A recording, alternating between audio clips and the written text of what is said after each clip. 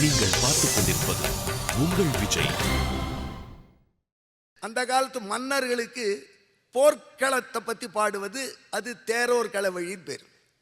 தேரோர் களவழி என்பதற்கு உதாரணமாக இருக்கக்கூடிய ஒரே இலக்கியம் இந்த செம்பியன் கோச்செங்கணான் போரை பற்றி பொய்கையார் பாடிய புஸ்தகம் தான். களவழி 40 என்று 41 பாடல்கள், 40 + 1 எக்ஸ்ட்ரா. இன்னொருத்தர் ரிசர்வாக ஒரு பாட்டு போட்டிருக்கார், 42 பாட்டுங்கிறா. இருக்கட்டும், அந்த 41 பாடல்கள் அதில் தான் சேரன் கடைக்கால் இரும்பொறை அப்படிங்கிறவனை ஜெயிச்சு சிறையில் வச்சுட்டான் செம்பியன் கோச்செங்கணன். அவனை இந்த சிறையிலிருந்து மீட்டார் இந்த பாடல்களை பாடி அதுக்கு பரிசாக என்று ஒரு வரலாறு. இன்னும் சில வரலாறு இருக்கு, நமக்கு இது நோக்கம் இல்லை. சரி போட்டோம். அப்போ பாடுறார், இருநிலம் சேர்ந்த குடைக்கு வரிணுதல் ஆடியல் யானை தடக்கை ஒளிருவாள் ஓடா பரவர் துணிப்ப துணிந்தவை கொடுகோள் ஒன்மதியை நக்கு பாம்பு ஒக்குமே பாடாரிடி புரசின் பாய்புனல் நீர் நாடன் கூடாரை அட்ட களத்து. அப்படி ஒரு பாட்டு. இப்படி எல்லா பாட்டுமே களத்துன்னு தான் முடியும். அதில் அப்படி பாடுறார். போர்க்களத்தில் யானைகளை வெட்டி போட்டிருக்கானாம் செம்பியன் கோச்செங்கணான். சேரனோட யுத்தம், சேரனுக்கு யானை ஜாஸ்தி, யானையை வெட்டி போட்டிருக்கான். இவருடைய போர்ப்படை வீரர்கள் அந்த யானையை கழுத்தை வெட்டியிருக்கா, துதிக்கையை. அந்த துதிக்கை துடிச்சு அனண்ட விழுந்திருக்கு. அதை பார்த்தா சூரியன் விழுங்க வந்த ராகு பாம்பு வந்து படுத்திருக்கா மாதிரி இருக்கு என்று கவிஞர் வர்ணிக்கிறார். இந்த பாட்டுக்கு ரொம்ப குஷியாகி மன்னன் எந்த எதிரியை சிறையை வச்சானோ அவரையே விடுதலை செய்து இவருக்கு கொடுத்தான் என்று ஒரு வரலாறு சொல்கிறார்கள். அப்பேற்பட்ட தமிழ் இலக்கியத்தில் ஆர்வமுடையவன் செம்பியன் கோச்செங்கணான். கோச்செங்கண் சினமால் பொருத களத்து செங்கண்மால் புல்லாரை அட்டக்களத்து செங்கண்மால் தப்பியார் அட்டக்களத்து செங்கண்மால் அட்டக்களத்து புல்நாடன் கொங்கரை அட்டக்களத்து செங்கண் சினமால் பொருத களத்து செங்கண்மால் கனை மாறி பெய்த களத்து என்று பல பாடல்கள் வருகிறது. அங்கெல்லாம் செம்பியன் கோச்செங்கணானைத்தான் சொல்றார் என்று ஒரு சாரார் கருத்து. இப்படி களவழியை பொய்கையார் பாடினார். பொய்கையார்ன உடனே நமக்கு ஒரு மண்டல் ஒன்று அடிக்கிறது. முதல் ஆழ்வாருக்கும் பொய்கை ஆழ்வார் பேர். அவர் தானா இவர் அப்படின்னு ஒருத்தர் கேட்டார். இல்லை இல்லை, அவர் வேற இவர் வேற என்ற இலக்கியவாதிகள் சொல்றார். இது எப்படியாவது இருக்கட்டும். ஆனால் அந்த பொய்கையார் எப்படி செம்பியன் கோச்செங்கணான் களவழியை பற்றி பாடினாரோ, போர்க்களத்தை பற்றி, அப்படி நாயன்மார்கள் யாரும் பாடல. திருமங்கை ஆழ்வார் பாடுறார். அந்த 10 பாடல்கள் சொல்றார். கவ்வைமா களிறு உந்தி வெண்ணி ஏற்ற களல் மன்னர் முடிமேல் காகம் ஏற தெய்வவாழ் வளம் கொண்ட சோழன் சேர்ந்த திருநறையூர் மணிமாடம் சேர்மீன்களே. இன்னொரு பாட்டு சொல்றார். வெங்கண்மா களிறு உந்தி வெண்ணி ஏற்ற, வெண்ணி என்கிற இடத்துல நடந்த போர் அதை வர்ணிக்கிறார். வெண்ணி ஏற்ற விரல் மன்னர் திரளழிய வெம்மா அவித்த செங்கடான் கோச்சோழன் சேர்ந்த கோயில் திருநறையூர் மணிமாடம் சேர்மீன்களே. சோழன் வில்லையை வச்சு ரொம்ப நாள் யுத்தம் பண்ணுவானாம். சிலை தடக்கை குலச்சேழன் சேர்ந்த கோயில் திருநறையூர் மணிமாடம் சேர்மீன்களே. பாராளர் இவர் இவர் என்று அழுந்த ஏற்ற படைமன்னர் உடல் துணிய பரிமா உய்த்த தேராளர் கோச்சோழன் சேர்ந்த கோயில் திருநறையூர் மணிமாடம் சேர்மீன்களே. ஆமா, நீ வாட்டுக்கு பாட்டா தள்ளிட்டு இருக்க, ஹைடெக்னு வச்சுட்டு இருக்க, அதனால சொல்ற என்ன லாபங்கிறல. இவ்வளவு அவனுடைய போர் திறமை, உன் போர்க்களத்தில் எதிரிகளை வீட்டுறது, இதையெல்லாம் கூட அவ்வளவு அன்போட பாடுறார் திருமங்கை ஆழ்வார். அதைத்தான் சொல்றார் பெரியவாச்சான் பிள்ளை. பெருமாள் செய்த லீலைகளைப் போல செம்பியன் கோச்செங்கணான் செய்த லீலைகள் கூட ஆழ்வாருக்கு சந்தோஷமா இருக்கு. ஏன்னா பெருமாளுக்கு கோயில் கட்டின அந்த நன்றியினால என்று ரசிக்கிறார். இது ஒரு பக்கம். அது சரி, இந்த செம்பியன் கோச்செங்கணான் எப்படி 70 சிவன் கோயில் கட்டிட்டு நாயன்மாரா இருந்து பெருமாள் கோயில் கட்டினான், அதுதான் படுத்துகள். நமக்கு வேண்டியது தற்போதான். அது எப்படி நடந்தது? அது ரொம்ப பெரிய கதை. சைவ இலக்கியத்தில் கொஞ்சம், வைணவ இலக்கியத்தில் கொஞ்சம், ரெண்டுத்தையும் சேர்த்து வச்சு பார்த்தா தான் புரியுது. 2 கண்ணோட பார்க்கணும் அதை. அதாவது கைலாசத்தில் ஒரு நாள் சிவபெருமான் லெக்சர் கொடுத்துட்டு இருக்கார். இதே மாதிரி பெரிய கூட்டம், நாரத கான சபா மாதிரி, பக்தி பெருவிழா மாதிரி கைலாசத்தில் அடிக்கடி விட்டு, அங்கே ஒரு விஜய் டிவி இருக்குன்னு வச்சுக்கோங்களேன், அங்கே அமக்கலமாக நடத்துகிறாங்க. அந்த பெரிய பக்தி பெருவிழாவில் சிவபெருமானே லெக்சர் கொடுக்குறார். பெரிய காங்கிரிகேஷன், பூதகணங்கள் உட்காண்டிருக்கா, ரிஷிகள் வந்திருக்கா, வசிஷ்டர், வேதவியாசர், பரசுராமன் போன்ற பெரிய ரிஷிகள். அப்போ சிவபெருமான் அவர் முண்டகோபனிஷத்துக்கு விளக்கம் கொடுக்கிறார். முண்டகோபனிஷத்து என்று அதர்வண வேதத்தில் உள்ள உபனிஷத். அதிலே ஒரு விஷயம் சொல்கிறது. அதாவது இப்போ உலகத்தில் எந்த ப்ராடக்ட் வரணும்னாலும் அந்த ப்ராடக்ட்டுக்கு ஒரு ரா மெட்டீரியல் இருக்கணும் இல்லையா? அதை ப்ரொடியூஸ் பண்ணுற ஒரு ப்ரொடியூசர் இருக்கணும். அந்த ப்ரொடியூஸ் பண்ணுவதற்கு தேவையான கருவிகள் வேணும். புரிய முடியாது சொல்லன்னா சிம்பிள் தோசை எடுத்துப்போமே. தோசைன்னா அதுக்கு ரா மெட்டீரியல் தோசை மாவு. அந்த தோசை வாக்கிறதுக்கு ஒரு தோசை மாஸ்டர், தோசை கல், அடுப்பு. தோசை பிடிக்கும். இன்றைக்கி நம்ம வீட்டில் டிஃபன் தோசை, அதனால சொல்கிறோம். இட்லியாக இருந்தால் இட்லி எல்லாருக்கும் புரியக்கூட உதாரணம். இப்போ இந்த தோசை மாவு தான் தோசையாக மாறப்போகுது. தோசை மாவு ப்ளஸ் எண்ணெய் தோசையாக போகிறது. அந்த கல் காஞ்சிருக்கான்னு சில மாஸ்டர்கள் பார்ப்பா. பழைய காலத்தில், இப்போல்லாம் ஹைஜெனிக்காக எடுத்து பரிசுத்தமான உணவு உலகில் இருக்குது. அப்படி இல்லாதது எப்படி பார்ப்பான்னு சொல்கிறேன். அப்படி நெத்தி வேர்வையை ஒரு அடி அடித்து சிலர் சத்தம் கேட்டவனே தோசை. இது எனக்கு எப்படி தெரியும்னு கேட்டால், திருக்குடந்தை ஆண்டவன் சுவாமிகள் அவர் உட்காந்துருக்க ஒரு சிஷ்யன் வந்து நமஸ்காரம் பண்ணி சேவிச்சான். ஏண்டா இங்கே சாப்பிட்றதுக்கு என்னன்னு கேட்டார். நான் ஹோட்டலில் சாப்பிட்டேன்னு உண்மையை சொல்லிட்டான் அவர்கிட்ட. ஹோட்டலில் என்ன சாப்பிட்டேன்னு கேட்டார். தோசைன்னா ஏன்னா அந்த தோசை அவ்வளோ விசேஷமானு கேட்டார். நம்ம வீட்டில் தோசை செஞ்சால் அப்படி வரதில்லை வாசன சுவாமிகள், அதில் தனி மனம் அப்படின்னா. உடனே ஆண்டவன் புன்முறுவல் பூத்தார். என்ன சொல்கிறான் தெரியுமா கருணாகரன் கேட்டார். தெரியலையே. உனக்கு ஹோட்டலில் சாப்பிட்டு பழக்கம் உண்டான்னு கேட்டார். இது ஏடா கூடமான கேள்வியெல்லாம் எப்படி ஆன்சர் பண்ணுறது? அது என்ன அப்படின்னு, இதை பாரு, இந்த ஹோட்டலில் தோசைக்கல்ல எப்படி தெரியுமா காஞ்சிருக்குன்னு பார்ப்பான். அந்த காலத்தில் நம்ம வீட்டில் தாய்மார்கள்லாம் தோசைக்கல் காஞ்சிருக்கான்னு பார்க்கறதுக்கு இந்த வாழைக்கானுடைய காம்பை ஒன்று கட் பண்ணி வச்சுருப்பான் பழைய ஜென்ரேஷனில். இப்போல்லாம் ஹைடெக் என்ன பண்ணுறாங்களோ, இப்போ ஒன்று நான்ஸ்டிக் அப்படியே போட்டுருவா. அதில் எண்ணெயை அப்படி தடவி அது சொருன்னு சத்தம் கேட்டதுனா காஞ்சி எடுத்துன்னு மாவை குத்துவோம். ஆனால் ஹோட்டல் மாஸ்டர் ஆண்டவன் சுவாமிகள் சொல்கிறார். அவர் இதெல்லாம் எப்படி தெரியும்னு கேட்டேன், விடலை நம்புகிறோம் அவரை. அந்த ஹோட்டல் மாஸ்டர் என்ன பண்ணுவான், அவனுக்கு இருக்கிற அவசரத்தில் அந்த வாழைக்காயை கட் பண்ணி தடுவான் பெரிய தோசைக்கல். அவனும் வேத்து கொட்டுறான், உள்ளே வேலை செய்கிறான். சர்ன்னு வேலையை போட்டு அடிப்பான். அடித்து அந்த மாவை கொட்டுவான். கொட்டின உடனே வாத்தி எடுத்துக்கிடுவான். அந்த வேர்வை வாசனை கமகமன்னு அடிக்கிறது. அதுதான் இவன் அண்ணா இருக்குன்னு சொல்கிறேன் அப்படின்னு. இதெல்லாம் கூட ஆண்டவனுக்கு தெரியுமான்னு கேட்டேன். இல்லைடா, கும்பகோணத்தில் நம்ம ஃப்ரெண்டு ராயர் ஹோட்டல் வச்சுருந்தார். அவர் ஒரு நாளைக்கு என்ன ஹோட்டல் எல்லா இடத்தையும் சுற்றி பார்த்து ஆசீர்வாதம் பண்ணுன்னு அழிச்சுட்டு போனார். அப்போ பார்த்து தெரிஞ்சுட்டேன் அப்படின்னு. ஆக இப்படி விஷயம். இப்போ என்னாச்சு, அந்த தோசைக்கு ரா மெட்டீரியல் அந்த மாஸ்டருடைய வேர்வையும் கூட இருக்கலாம். ஆனால் மாஸ்டரே ரா மெட்டீரியலாக இருக்க முடியாது இல்லையா? மாஸ்டர் அவர் தான் வந்து ப்ரொடியூசிங் காஸ். அவரை வந்து நாங்கள் சமஸ்கிருதத்தில் நிமித்த காரணம்னு சொல்லுவோம். கொஞ்சம் சும்மா பயப்படாதீங்க, நமக்கு தெரியும் வச்சுப்போம்.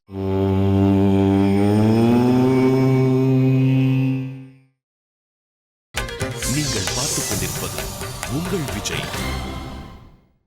நிமித்த காரணம்ங்கிறது இந்த ஒர்க்கர். இட்லிக்கு நம்ம வீட்டில் நம்ம ஒய்ஃப் இட்லி பார்த்தாங்களா, இட்லிக்கு ஒய்ஃப் நிமித்த காரணம். அந்த இட்லி மாவு இருக்க போடுவான், அது உபாதான காரணம், ரா மெட்டீரியல், கச்சா பொருள். அந்த இட்லி பானை, கேஸ் அடுப்பு, பழைய காலத்து இட்லி பானைலாம் பெரிய கஷ்டம். அதில் ஒரு துணி போடணும் முன்னெல்லாம். அப்படி ஒரு துணியை போட்டு, அந்த துணி என்ன இருக்குன்னா கொஞ்ச நாளைக்கு சுவாமியினுடைய வேஷ்டியாக இருக்கும், அப்புறம் கொஞ்ச நாளைக்கு அதை போட்டு அதில் அந்த இட்லியை வாத்து கொடுத்துருவோம். இதெல்லாம் சககாரி காரணம். என்னாச்சு, உபாதான காரணம், நிமித்த காரணம், சககாரி காரணம், 3 காரணங்கள் இருந்தால் தான் ஒரு பொருள் உண்டாகும். இந்த 3 காரணங்களும் உலகத்துக்கு யார்? உலகம் என்கிற தோசைக்கு தோசை மாவு யார்? தோசை மாஸ்டர் யார்? தோசை கல் யார்? அடுப்பு யார்? அப்படி ஒரு கேள்வி. அது முண்டகோபுரிடம் சொல்கிறது. அதை பரமசிவன் விளக்கிறார். பெரிய ரிஷிகள் உட்காந்து கேட்குறார். யத்பூத யோனிம் பரிபஷ்யந்தி தீராகா. இதற்கு பரமேஸ்வரன் சொன்ன வியாக்கியானம் அப்படியே சொல்கிறேன், கேட்டுக்கொள்ளுங்கள். நீ என்ன கைலாசத்தில் போய் ரெக்கார்ட் பண்ணி வந்தியா? துடிச்சலாம் அப்படியே சொல்கிறேங்கிறியே, எங்களை ஏமாற்ற பார்க்குறியே, சான்ஸ்கிரிட்டாக இருக்கலாம் சொல்கிறியான்னு கேட்காது. அவர் சொன்ன வார்த்தைகளே ரெக்கார்ட் பண்ணி தான் இருக்குது. அந்த ரெக்கார்டு எங்கிட்ட இருக்குது, சொல்கிறேன் அப்புறம் விஷயத்தை. பூத யோனிம், பூதானாம் காரணம் பிருத்திவீவஸ்தாவர ஜங்கமானாம் யதோர்ணனாபிஸ்ருஜதே கிருண்ணதே ச யதா பிருத்திவ்யாம் ஓஷதய சம்பவந்தி யதா சத புருஷாத் கேசலோமானி ததாட்சராத் சம்பவதீக விஸ்வம். உபநிஷத் சொல்லி 3 உதாரணம் சொல்கிறது. அப்பா, இந்த உலகத்துக்கு, உலகம் என்கிற தோசைக்கு தோசை மாவும் இறைவனே, தோசை மாஸ்டரும் இறைவனே, தோசை கல்லும் இறைவனே. என்ன சுவாமி, நீ பாட்டு தோசை வாத்துட்டே இருக்கிறே, என்ன புரியுறது அப்படின்னா, அதாவது அவனே உலகமாக ஆகிறான், அவனே உலகத்தை படைக்க வேண்டும் முடிவு பண்ணி படைக்கிறான், அவன் வேற எந்த கருவியும் எதிர்பார்ப்பதில்லை. இது மூன்றும் அவனே. இதுதான் வேதாந்த சித்தாந்தம். அதைத்தான் ஆழ்வார் திருமழிசைப்பிரான் ரொம்ப நளினமாக, அவருக்கு தான் அது ஈஸியாக வரும். ஆதி ஆதி ஆதி நீ இறைவனே, நீதான் ஆதி நீதான் ஆதி நீதான் ஆதி. ஏன்னா ஏலம் போடுறாரா இந்த ஆழ்வார்? அல்லது கோர்ட்டில் கூப்பிடுவாளே 3 தடவை கூப்பிடுறா மாதிரி ஆதி ஆதி ஆதி அப்படிங்கிறாரு. இல்லை, 3 வகை காரணமும் இறைவனேங்கிறார். தோசை மாவும் நீயே, தோசை மாஸ்டரும் நீயே, தோசை கல்லு அடுப்பு எல்லாம் நீயே அப்படின்னு. இதுதான் வேதாந்த தத்துவம். அது எப்படி சாமி ஒரு பொருளே தோசை மாவாக இருக்க முடியும், தோசை மாஸ்டராக இருக்க முடியும்? சில ஹோட்டலில் நம்ம நண்பர்கள் சொல்வார்கள், அப்பா தண்ணி கொண்டு வா மைனஸ் அழுக்கு அப்படின்னு. ஏன்னா தண்ணியில் விரலை விட்டு கொண்டுருவார் சர்வர், அவருடைய அழுக்கு தண்ணியில் இருக்கலாம். ஆனால் அவரே எப்படி குடி தண்ணீர் ஆக முடியும், அவரே எப்படி தோசையாக முடியும்? இந்த சந்தேகத்துக்கு பதில் வேதம் சொல்கிறது. பரமசிவன் விளக்கிறார். வேதம் 3 உதாரணம் சொல்கிறது. அது முதல்ல ஒரு உதாரணம் சொல்கிறது, யதோர்ணனாபிஸ்ருஜதே கிருண்ணதேச்சா. சிலந்தி தெரியாது? ஸ்பைடர் மேன் குழந்தைகளோட தெரியும், அது இல்லை. சூப்பர் மேன் ஸ்பைடர் மேன் இல்லை, சிலந்தி. சிலந்தி பூச்சி வலை பின்னுறது. அந்த வலைக்கு நூல் எங்கிருந்து வருது? கடையில் போய் வாங்கிட்டு வருதா? நூல் கண்டுனால வலை வாங்கலை, தன்னிடம் இருந்தே அந்த நூலை வெளியில் கொண்டு வருது. ஆக அந்த சிலந்தி தான் பின்னும் வலைக்கு தானே ரா மெட்டீரியலாகவும் இருக்குது, தானே ப்ரொடியூசராகவும் இருக்குது. அதே மாதிரி தான் இறைவன் உலகத்துக்கு தானே ப்ரொடியூசர். இது வேதம் சொல்லக்கூடிய. பிள்ளலோகாச்சாரிக்கிற ஆச்சாரியன் சொல்கிறார், பிள்ளலோகாச்சார், ஒரு சிலந்தி இதை செய்யுமாகில் சர்வேஸ்வரன் செய்ய மாட்டானா. ஆகையினால தான் வேதத்தில் இருக்கிறது தான் பிள்ளலோகாச்சார் சொல்கிறார். இதை பரமசிவன் ரிஷிகளுக்கெல்லாம் விளக்கிறார். யதா ஊர்ணனாபிஸ்ருதே கிருண்ணதேச்சா ததாட்சராத் சம்பவதீக விஸ்வம். அங்கே பரமசிவன் விளக்கம். யதா லோகே பிரசித்தம் ஊர்ணனாபிகி லூதா கீட்டகா கிஞ்சித் காரணாந்தரம் அனபேட்சே ஸ்வயமேவ சிருஜதே ஸ்வசரீர வத்திரிக்தானேவ தந்தூன் பகி பிரசாரயதி கிருண்ணதேச்ச கிருண்ணாதிச்ச. பரமசிவன் சொன்ன வார்த்தை, அவர் ரெக்கார்டு. அதனை இவ்வளோ உறுதியாக சொல்கிறேன்னா வேற ஒன்றும் இல்லை, இது சங்கர பகவத் பாதாளுடைய உபனிஷத் பாஷ்யம். அவர் தான் அவர். ஆலடி விட்டு காலடி வந்து சொன்னார், அவ்வளோதான். கைலாசத்தில் இருந்த பரமசிவன் சங்கர பகவத் பாதார்த்து சான்ஸ்கிரிட்டில் எழுதி புஸ்தகம் இருக்குது, ரெக்கார்ட் பண்ணி அவர் சொன்ன வியாக்கியானம். ரிஷிகள்லாம் கேட்டுருக்கா, நீங்கள் ரசிக்கிற மாதிரி அவளும் ரசிக்கிறா. அப்போ ஒருத்தர் மட்டும் எழுந்து மெல்ல கேட்டார். ஐயம், கொஸ்டின்ஸ் உண்டு. சுவாமி என்ன இப்போ இப்படி சொல்லிட்டு, இதே வேதாந்த சூத்திரத்தில் அதாவது வியாசர் உட்காண்டிருக்கார், மீட்டிங்கில் வந்திருக்கார். வியாச பகவான் சொல்லிட்டார். எப்படின்னு கேட்டால், அந்த எம்பெருமானே, ஈஸ்வரனே, சர்வேஸ்வரனே, பிரம்மமே, இறைவனே, எல்லாவித காரணமும் என்று வேதங்கள் முழுங்குகின்றன சொல்லிட்டார். ஆனால் நீங்களே உபதேசித்த சிவாகமங்கள் இருக்கின்றன. சிவாகமங்கள் பரமசிவன் உபதேசித்து மகேந்திரகிரியில் உட்கார்ந்து உபதேசித்தார். மாணிக்க வாசகர் பாடுறார். நீங்கள் உபதேசித்த சிவாகமங்களில் அந்த உலகத்துக்கு நிமித்த காரணம்தான் பகவான். ரா மெட்டீரியல் தோசை மாவு வேற அப்படின்னு சொல்லியிருக்கீங்களே, இதுக்கும் அதுக்கும் கொஞ்சம் முரண்பாடு இருக்கு, இது என்னன்னு ஒருத்தர் டவுட் கேட்டேன். மீட்டிங்கில் டவுட் கேட்கலாமா இல்லையா? டிஸ்கஷன் தானே. ஒருத்தர் எழுந்து கேட்டார். கேட்ட உடனே பரமசிவன் வேதவியாசரை பார்த்து சிரித்தார்.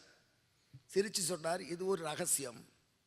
எப்படின்னு கேட்டால், எல்லாரும் எடுத்த உடனே ஹை லெவலுக்கு வர முடியாது. அந்த இறைவனே மெட்டீரியல் இறைவனே தோசை, இறைவனே தோசை மாவு, இறைவனே தோசை வாக்குறவன்னா கொஞ்சம் குழப்படியாக இருக்குது. எல்லாருக்கும் கொஞ்சம் லெவல் ஏறணும். ஆகையினால முதல் லெவலில் இறைவன் ஒருத்தன் இருக்கான், அவன் படைச்சிருக்கான் அப்படின்னு தெரிஞ்சுக்கிறவா போரும் அப்படிங்கிற வழக்கா அந்த உபதேசம் பண்ணிடணும். அதற்கு அடுத்த லெவலில் வர உபதேசம் இது. இதை நாமே சங்கர பகவத் பாதாள பிரம்மசூத்திர வியாக்கியானத்தில் சொல்ல போகிறோம் அப்படின்னு பரமேஸ்வரன் சொன்னார். எல்லாரும் கேட்டுட்டு இருந்தா.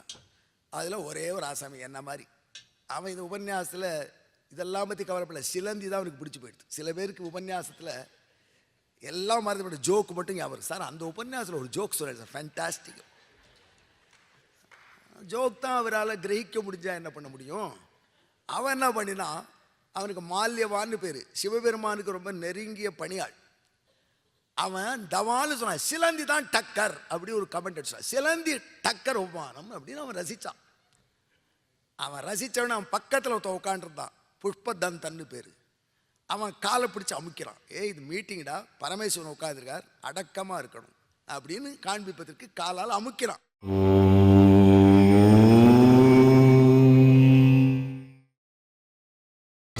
நீங்கள் பார்த்துக் கொண்டிருப்பது உங்கள் விஜய். மால்யவான்னு பேரு, சிவபெருமானுக்கு ரொம்ப நெருங்கிய பணியாள். அவன் தவான்னு சொன்னான், சிலந்தி தான் டக்கர் அப்படி ஒரு கமெண்ட் அடிச்சான். சிலந்தி டக்கர் உபமானம் அப்படின்னு அவன் ரசிச்சான். அவன் ரசித்தவன அவன் பக்கத்தில் ஒருத்த உட்காண்டிருந்தான், புஷ்பதந்தன்னு பேர். அவன் காலை பிடிச்சி அமுக்கிறான். இது மீட்டிங்டா, பரமேஸ்வரன் உட்காந்துருக்கார், அடக்கமாக இருக்கணும் அப்படின்னு காண்பிப்பதற்கு காலால் அமுக்கிறான். டேய், யானை காலை வச்சு அமுக்காத அப்படின்னு அவனையும் கத்திவிட்டான். இது ரெண்டும் பரமேஸ்வரன் காலில் விழுந்து கொடுத்து மீட்டிங் முடிஞ்சு ரீடெல்லாம் போயிட்டான். அவன் ரெண்டு பேரையும் கூப்பிட்டார். நம்ம பூதகணங்கள் ரொம்ப அமைதியாக இருப்பான்னு பேர். நீங்கள்லாம் எங்கேயோ மீட்டிங் நடக்கிற இடத்துல சத்தம் போடுற மாதிரி பண்ணுறீங்களே. நீங்கள்லாம் இப்படி நம்ம நாரத கனசபாவில் விஜய் டிவி 15வது பக்தி விழா மக்கள் மாதிரி பரவசமாக உட்கார்ந்து அமைதியாக கேட்பீங்கன்னு நினச்சா இப்படி நடுவில் கோணல் பண்ணது நியாயமா என்று பரமசிவன் கோபிச்சிட்டார். அதற்காக என்ன சொன்னார், நீங்கள் ரெண்டு பேரும் பூலோகத்தில் போய், மால்யவான், நீ சிலந்தி தான் வசத்தினியா சிலந்தியா போகிற. அவன் என்ன சொன்ன, யானையா, அவன் யானையாக பிறக்கட்டும், நீங்கள் ரெண்டு பேரும் போயிட்டு வாங்க, அதுதான் உங்களுக்கு பனிஷ்மெண்ட் என்று பரமசிவன் தண்டனை கொடுத்தார். பரமசிவன் ரொம்ப ஸ்ட்ரிக்ட். கிளாஸில் அடங்காத பிள்ளையெல்லாம் அடித்தா கோர்ட்டில் பிடிச்சி விட்ருவார். இப்படி சாபம் கொடுத்தா யாரும் என்ன பண்ண முடியும், சாபம் கொடுத்துட்டார். ரெண்டு பிள்ளை போய் சரி நீ அப்படின்ட்டார். உடனே பார்வதி தேவி பார்த்தா, நல்ல வீட்டை ரசித்தா அப்படி செபிக்கிறது அப்படின்னு கோபிச்சுட்டான். அவள் போன உடனே அவள் இருக்கிறதே கோபிச்சுக்கல. பார்வதி மட்டும் எப்பொழுதும் ரொம்ப கரெக்டு, அவள் எதிர்க்க கோபிச்சுக்கிறதுல. நாம் கூட போய் சில அண்டர்ஸ்டாண்டிங்லாம் பண்ணிக்கணும். ஃப்ரெண்ட்ஸ் வரைச்சா கொஞ்சம் கோச்சிக்காமல் இருந்துக்கோ. அவள் போன அப்புறம் கோச்சிக்கலான்னா வீட்டுக்கு வீடு வாசப்படி பேசாமல் இருங்க அப்படின்னு அவள் சொல்லிவிடும். அதுதான் பார்வதி பரமேஸ்வரன் ஒரு அட்ஜஸ்ட்மெண்ட் உண்டுன்னு சொல்கிறான். அதாவது பார்வதி கொஞ்சம் கருப்பு, பரமசிவன் நல்ல சிகப்பு. பொன்னார் மேனியனே அப்படி தான் நாயன்மார் பாடுறார். நாயன்மார் பாடுவார், ஆழ்வாரும் பாடுறாரு, ஒன்று செந்தி அப்படின்னு, ஓருருவம் பொன்னுருவம் ஒன்று செந்தி. அவர் சக்கச்சவேல் இருப்பாராம் சிவபெருமான். பார்வதி தேவி கருப்பு. கருப்புங்கிறது தான் சான்ஸ்கிரிட்டில் காளி. காளி தான் கருப்பின்னு அர்த்தம், வேற ஒன்றும் இல்லை. காளி அப்படிங்கிறது தமிழ், கருப்பி. அந்த காலத்தில் கருப்புன்னா பிடிக்காது. இப்போ ரேடியோ டிவிலெலாம் கருப்பு தான் எனக்கு பிடிச்ச கலர்னு அடிக்கடி பாட்டு வருது. இப்போ விஷயம் வேற மாறி போய். அப்போது அந்த காளின்னு சிவபெருமான் பார்வதியை கூப்பிடுவார். ஏற்கனவே பார்வதிக்கு கொஞ்சம் காம்ப்ளெக்ஸாக, இவர் சக்கச்சவேல் இருக்கார், நம்ம கண்ணங்கரையில் இருக்கோம், இதை சொல்லி காட்டுறாரா அப்படின்னு வருத்தமாக இருக்குமா. ஏதோ போகிறார், தனிமேல் என்ன வேணாலும் சொல்லட்டோன்னு விட்டுட்டு இருந்தா. ஒரு நாளைக்கு சப்த ரிஷிகள் வந்தா. 7 ரிஷிகள் வந்த உடனே அவளுக்கு டீ கொண்டு வா மாதிரி சம்திங் அர்க்கியபாத்தியம்னு சொல்லுவா. டீன்னு வச்சுக்கோங்களேன், கொண்டு வா அப்படின்னு. அப்போ பரமசிவன் சும்மா இருக்க, காளி இவாளுக்கு கொண்டு வா கொஞ்சம் பருகப்பானம்னு சொன்னார். அவள் ஒன்றும் சொல்லலை, எல்லாம் கொண்டு வந்து கொடுத்தா. சப்த ரிஷிகள் மீட்டிங் முடிஞ்சு போயிட்டா. போன உடனே பிடிச்சினுட்டா. ஏற்கனவே நான் கருப்பாக இருக்கேன்னு வருத்தப்படுறேன், அந்த ரிஷிகள் முன்னாடி அதை சுட்டி காட்டுற மாதிரி காளி கருப்பின்னு கூப்பிட்டேளே, இது எல்லாம் தெரிஞ்ச நீங்கள் செய்கிற காரியமா அப்படின்னு அவள் சொன்னான். பரமசிவன் சமாளிச்சுட்டார், ரொம்ப கெட்டிக்கார். சொன்ன, சீச்சி, கருப்பு தாண்டி ஒசத்தி, காந்தல் ஒரு ருச்சி, கருப்பு ஒரு அழகு அப்படின்னு. சரின்னு சாட்டிஸ்ஃபைட் ஆயிட்டா. ஆனால் இந்த மாதிரி சமாளிக்கிறவாளுக்கு மெமரி ரொம்ப இருக்கணும். நாமங்கெல்லாம் நம்ம பண்ணப்படாத காரியத்தை, நம்ம மெமரி தகராறு. ஆனால் 2 நாள் கழித்து சாப்பிட உக்காண்டார். இலையில போட்டா எது அடி பிடிச்ச சாதம். அம்மா குக்கரில் தண்ணி வைக்கலன்னு என்ன ஆகும், அடி பிடிச்சி கொடுத்து. அடி பிடிச்ச சாதத்தை போட்டா அடி பிடிச்சிருக்கு. பரமசிவன் பார்த்தா, ஏடி அடி பிடிக்க வெடிச்ச, ஏதானு விஜய் டிவி சீரியல் பார்த்துட்டியா குக்கர் அணைக்காமன்னு கேட்கலாம். ஆனால் கேட்கல அவர். கேட்டால் அடுத்தபடி என்ன வரும், நீங்கள் தான் சொன்னீங்களே கருப்பு ஒரு ருசி, காந்தல் ஒரு ருசி, கருப்பு ஒரு அழகுன்னு, இப்போ மாட்டினீங்களான்னு கேட்போம். அதெல்லாம் பேஷ் பிரமாதமாக இருக்குது, இதான் எனக்கு ரொம்ப பிடிக்கும்னு சாப்பிட்டார். இதுலேருந்து நாம் தெரிஞ்சுக்க வேண்டிய விஷயம் எவ்வளோ இருக்குது பார்த்தீங்களா. சாப்பிட்டார்.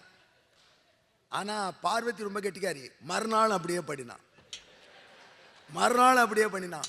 கடைசியில் பிடிச்சி போயிடுது அவருக்கு. அதுவே அதுதான் வருது பாருங்க திரைப்படத்தில் ஒரு வசனம், உன்னை பார்த்தாலே பிடிக்கலேன்னு சொல்லுவா ஹீரோயின். ஹீரோ சொல்வார், பார்த்தா பிடிக்காது, பார்த்துட்டே இருந்தா பிடிக்கும். சாப்பிட்டே இருந்தா பிடிக்கும். சாப்பிட்டே இருந்தா பிடிச்சி போச்சு. அதிலிருந்து அவருக்கு பெட்டு அதுன்னு ஆயிடுது. இப்போ கூட திருக்குடந்தை கும்பகோணத்தில் கும்பேஸ்வரன் சந்நிதி இருக்கு, அங்கே மெனக்கெட்டு சாதத்தை அடிப்பிடிக்க வச்சு தான் சிவபெருமானுக்கு நிவேதனம் பண்ணணும். ஆமாம், ஒரு தடவை வாய் விட்டா மனைவி கிட்ட ஜென்மம் முழுக்க ஜாக்கிரதையா இருக்கும்.